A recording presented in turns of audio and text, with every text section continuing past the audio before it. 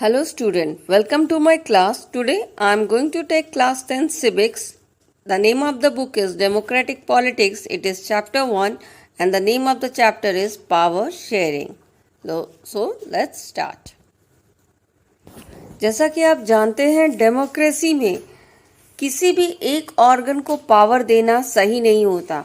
ये हमेशा इस बारे में बात करता है कि पावर को डिस्ट्रीब्यूट किया जाए, पावर को डिफरेंट ऑर्गन्स में बांटा जाए ताकि कि कोई भी डिक्टेटर्स ना हो सके, कोई भी ऑर्गन या कोई भी इंसान डिक्टेटर की तरह बिहेव ना कर सके। पावर शेयरिंग कितना इम्पोर्टेंट है इसको अंडरस्टैंड करने के लिए हम दो कंट्रीज का एग्जाम्पल लेके पढ़ेंगे। एक है बेल्जियम और दूसरा है Sri Lanka. So let's start. First हम बेल्जियम से स्टार्ट करेंगे। बेल्जियम एक स्मॉल कंट्री है यूरोप में जिसका कैपिटल है ब्रुसेल में, और यहाँ पे जो 59% लोग हैं वो डच बोलते हैं और फ्लेमिश रीजन में रहते हैं, और जो रेस्ट 40% है वो फ्रेंच बोलते हैं और जो वलोनिया के में रहते हैं। आपका ये जो फ्लेमिश रीजन है वो नॉर्थ ऑफ बेल्जियम है और वलोनिया आपका साउथ ऑफ बेल्जियम है, और जो रेस्ट 1% है वो जर्मन बोलते हैं। और जो इसका कैपिटल है ब्रुसेल, वहाँ पे 80% लोग फ्रेंच बोलते हैं और 20% लोग आपके वहाँ पे डच बोलते हैं। तो इसका मतलब ये है कि जो कंट्री है वहाँ पर तो एक्चुअली डच बोलने वालों की मेजॉरिटी है, पर जो कैपिटल है वहाँ पर फ्रेंच बोलने वालों की मेजॉरिटी है। जैसा कि आप देख सकते हो इट इज़ बेल्जियम्स मैप। तो इसमें आप देख सकते हो साउथ में आपका फ्रेंच बोलने वालों की मेजॉरिटी है, और यहाँ पे इस पार्ट को बोला जाता है वलोनिया। जो नॉर्थन पार्ट है वो फ्लेमिश है जहाँ पे डच बोलने वालों की मेजॉरिटी है, और बीच में उसका कैपिटल ब्रुसेल बना हुआ है। तो प्रॉब्लम क्या आई उस कंट्री में? तो 1950-1960s में वहाँ पे बहुत बड़ी प्रॉब्लम आई। वो प्रॉब्लम ये था कि जो ये दो कम्युनिटी वहाँ पे रहती थी, French community and Dutch community, उन दोनों को अगर कंपेयर किया जाए तो फ्रेंच कम्युनिटी बहुत ज़्यादा रिच और पावरफुल थी। दूसरी तरफ जो डच कम्युनिटी थी उसको इक्वल बेनिफिट्स नहीं मिल रहा था जैसा कि फ्रेंच कम्युनिटी को मिल रहा था। जो डच थी वो एक्चुअल में तो कंट्री में मेजॉरिटी में थी, मगर जो कैपिटल सिटी था जहाँ से रूल किया जाता था वहाँ पर वो माइनॉरिटी में थी। तो इस प्रॉब्लम का सॉल्यूशन कैसे निकाला इन लोगों ने? इसका सॉल्यूशन निकालने के लिए इन्होंने अपने कॉन्स्टिट्यूशन को 4 टाइम्स चेंज किया और कुछ चेंजेस लाए जिससे कि इस प्रॉब्लम को सॉल्व किया जा सके। जैसे फर्स्ट चेंजेस जो इन्होंने लाया कि इनकी कॉन्स्टिट्यूशन प्रिस्क्राइब करती है कि जितने नंबर फ्रेंच के मिनिस्टर्स होंगे उतने ही नंबर में डच के भी मिनिस्टर होंगे सेंट्रल गवर्नमेंट में। अगर 10 फ्रेंच के मिनिस्टर हैं तो 10 डच के भी मिनिस्टर सेंट्रल गवर्नमेंट में इक्वली होंगे, ऐसा इनका कॉन्स्टिट्यूशन का रूल कहता है। दूसरा चेंजेस इन्होंने कहा कि जो ये स्पेशल लॉ है ये तभी चेंज हो सकता है जब दोनों ही group, French and Dutch group, agree करे। अगर इन दोनों में से कोई भी एक ग्रुप रिजेक्ट करती है चेंजेस को तो फिर चेंजेस नहीं लाए जाएंगे। थर्ड जो पॉइंट इन्होंने कहा कि ये जो सेंट्रल गवर्नमेंट है जो बहुत पावरफुल है, इसके कुछ पावर को स्टेट गवर्नमेंट को दे दिया जाएगा, और अब स्टेट गवर्नमेंट इंडिपेंडेंटली वर्क करेगी बिना सेंट्रल गवर्नमेंट के इंटरफेरेंस से। तो जैसे अगर डच का स्टेट है तो उसमें डच की जो गवर्नमेंट है वो इंडिपेंडेंटली वर्क कर सकती है इररिस्पेक्टिव ऑफ कि कैपिटल में क्या हो रहा है। तो इस तरह से जब पावर दिया गया तो लोकल लेवल में लोग खुश हो गए। फोर्थ चेंजेस इन्होंने लाया कि जो ब्रुसेल है जो जिसमें एक अलग ही गवर्नमेंट बनती है, उस गवर्नमेंट में भी इक्वल रिप्रेजेंटेशन दिया गया डच और फ्रेंच को, और इस बात के लिए दोनों ही ग्रुप उनकी एग्री हो गई। जो लास्ट चेंजेस इन्होंने लाया वो था कि उन्होंने सेंट्रल गवर्नमेंट और स्टेट गवर्नमेंट के अलावा कम्युनिटी गवर्नमेंट भी बनाई, और डिफरेंट कम्युनिटी को रिस्पेक्ट करने के लिए उन्होंने कम्युनिटी गवर्नमेंट बनाई, और उस कम्युनिटी गवर्नमेंट को भी कुछ पावर दिया कि वो भी अपने लॉ रिलेटेड टू अपने कल्चर, अपने लैंग्वेज, अपने एजुकेशन के लिए बना सकते हैं। तो ये इससे क्या हुआ, डिफरेंट कम्युनिटी भी वहाँ पे हैप्पी एंड सेटिस्फाइड हो गई। तो आप देख सकते हो कि वहाँ पे डिफरेंट टाइप्स की कम्युनिटी थी, मगर इन लोगों ने बड़े ही समझदारी के साथ उसे सॉल्व किया और सिविक इंस्टेबिलिटी वहाँ लाने से रोक दिया और अपने कंट्री में पीस एंड हैप्पीनेस इस्टेब्लिश कर दिया। तो इस तरह से बेल्जियम का प्रॉब्लम सॉल्व हो गया। आज ब्रुसेल पूरे यूरोपियन यूनियन का भी हेडक्वार्टर माना जाता है। अब हम सेकंड श्रीलंका की कहानी देखेंगे। श्रीलंका की कहानी सुनने से पहले उसकी कुछ बेसिक इन्फॉर्मेशन ले लें। श्रीलंका में 74% लोग सिन्हाला लैंग्वेज बोलते हैं और 18% लोग तमिल लैंग्वेज बोलते हैं। जो तमिलियन है वो भी दो तरह के तमिलियन वहाँ पे रहते हैं। एक तो श्रीलंका के जो ओरिजिनल तमिलियन है वो, और दूसरे वो तमिलियन जो इंडिया से श्रीलंका मूव हुए हैं ड्यूरिंग कॉलोनियल पीरियड, यानी ड्यूरिंग ब्रिटिश पीरियड, जो तमिलियन इंडिया से श्रीलंका में जाकर रहने लगे। जो रेस्ट 70% लोग बच गए वो क्रिश्चियन है जो दोनों ही लैंग्वेज बोलते हैं। तो जो सिन्हाला बोलने वाले लोग हैं वो मोस्टली बुद्धिस्ट हैं और जो तमिल बोलने वाले लोग हैं वो कुछ हिंदू हैं और कुछ मुसलमान हैं। तो प्रॉब्लम यहाँ पे कहाँ आती है? प्रॉब्लम पहले इस जगह पे ज़्यादा नहीं थी, पर जब गवर्नमेंट वहाँ की मेजॉरिटी को फेवर करने लगता है तब वहाँ पे कम्युनिटी में प्रॉब्लम आ जाती है। जैसे 1956 में एक एक्ट पास होता है जहाँ पर सिन्हाला को श्रीलंका का ऑफिशियल लैंग्वेज डिक्लेयर कर दिया जाता है। फिर गवर्नमेंट सिन्हाला लैंग्वेज बोलने वालों को फेवर करने लगती है, उनको जॉब एंड एजुकेशन में प्रेफरेंस और कंसेशन देने लगती है, जिससे तमिलियंस को बुरा लगने लगता है। कुछ नए लॉ कॉन्स्टिट्यूशन में बनाए जाते हैं जिसमें गवर्नमेंट को ये कहा जाता है कि वो बुद्धिज़्म को, जो सिन्हाला लैंग्वेज बोलने वालों का रिलीजन है, उसको प्रमोट करे और उसको प्रोटेक्ट करे। तो इस तरह से गवर्नमेंट बुद्धिज़्म को फेवर करने लगती है और दूसरे रिलीजन को इग्नोर करने लगती है, जिसका बहुत ही बुरा असर तमिलियन पे पड़ता है।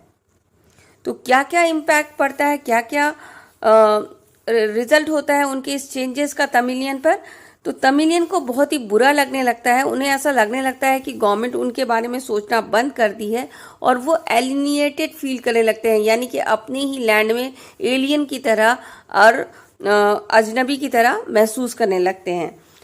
सेकंड, उनको ये लगने लगता है तमिलियन को कि ये जो पार्टी है उनको उनके ना लैंग्वेज की फिक्र है ना उनके कल्चर की फिक्र है, उन्हें सिर्फ सिन्हाला लैंग्वेज और सिन्हाला कल्चर की फिक्र है।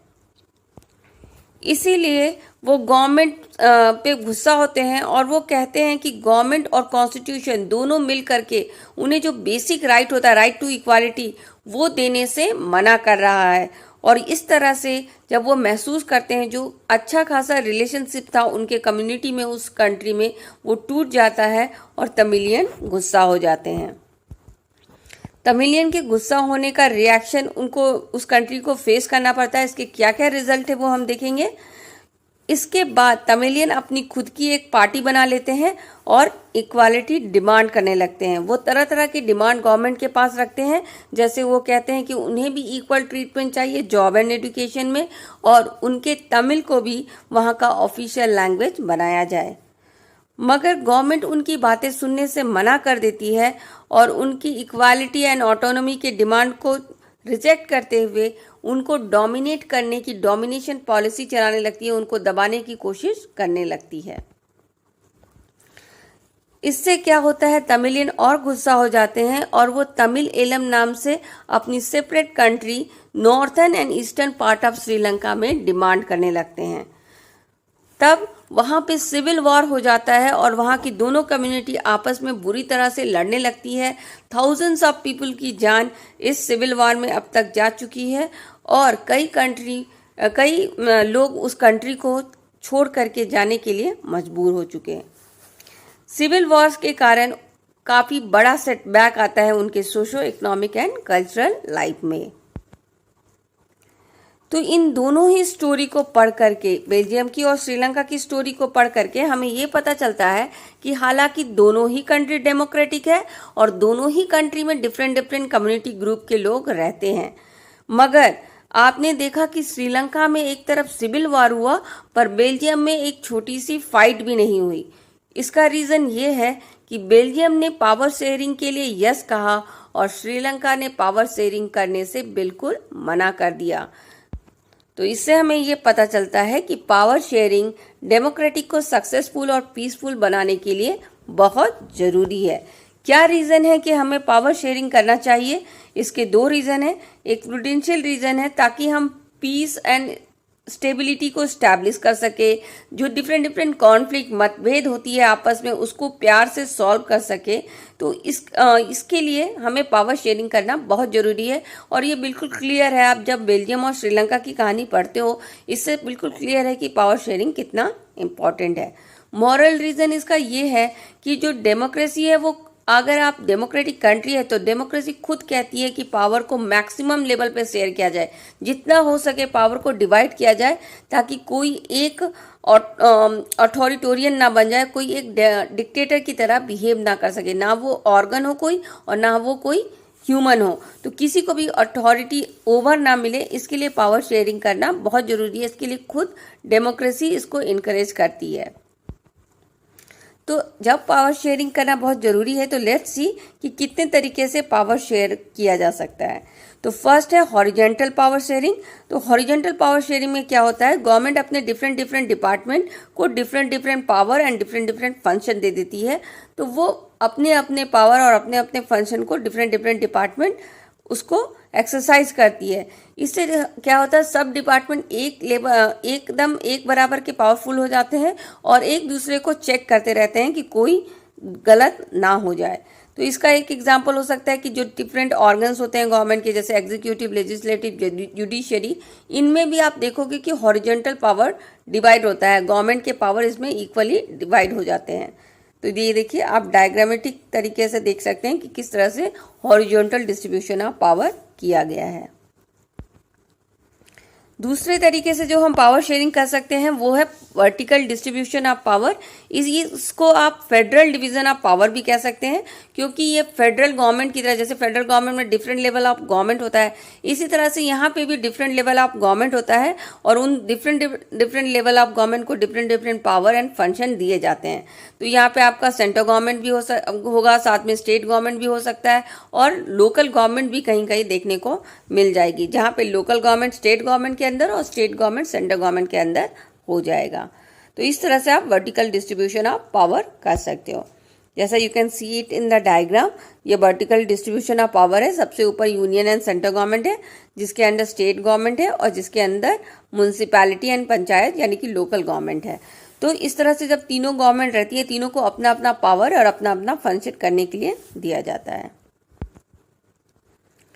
जो थर्ड वे है जिसके थ्रू हम पावर को डिस्ट्रीब्यूशन कर सकते हैं वो है कि हम डिफरेंट जो सोशल ग्रुप होते हैं, लैंग्वेज के बेसिस पे, रिलीजन के बेसिस पे, उसको भी थोड़ा सा पावर दे सकते हैं ताकि different community, different social group भी सेटिस्फाइड रहे और नेग्लेक्टेड फील ना करे। जैसा कि इसका एक एग्जांपल आप बेल्जियम में देख सकते हो। जो बेल्जियम का कम्युनिटी गवर्नमेंट है वो क्या है, डिफरेंट कम्युनिटी को पावर देता है कि वो लॉ बना सके अपने अपने कल्चर, एजुकेशन एंड रिलीजन के लिए।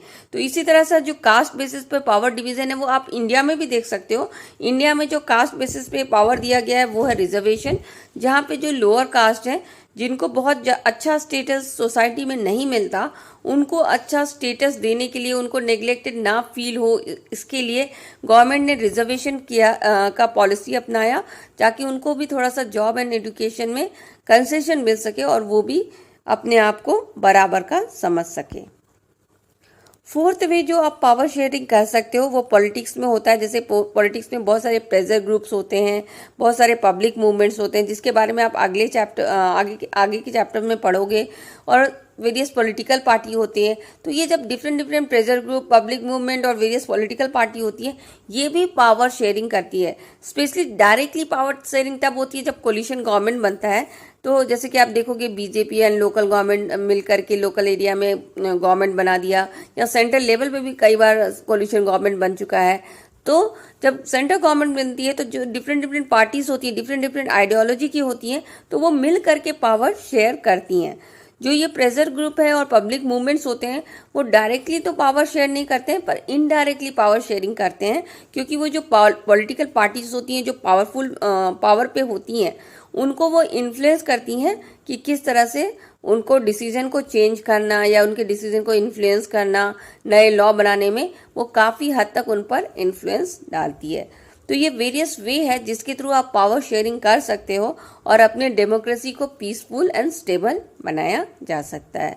तो that's all for today's chapter. जैसा कि आपने देखा होगा, मैंने एक्सप्लेनेशन के साथ आपको नोट्स भी दिया है, तो आप या तो पॉज करके वीडियो को इस नोट को नोट डाउन कर ले या फिर इसका स्क्रीनशॉट लेकर के इसका प्रिंट आउट ले ले ताकि आपको हेल्पफुल हो पढ़ने में। Thank you and happy learning.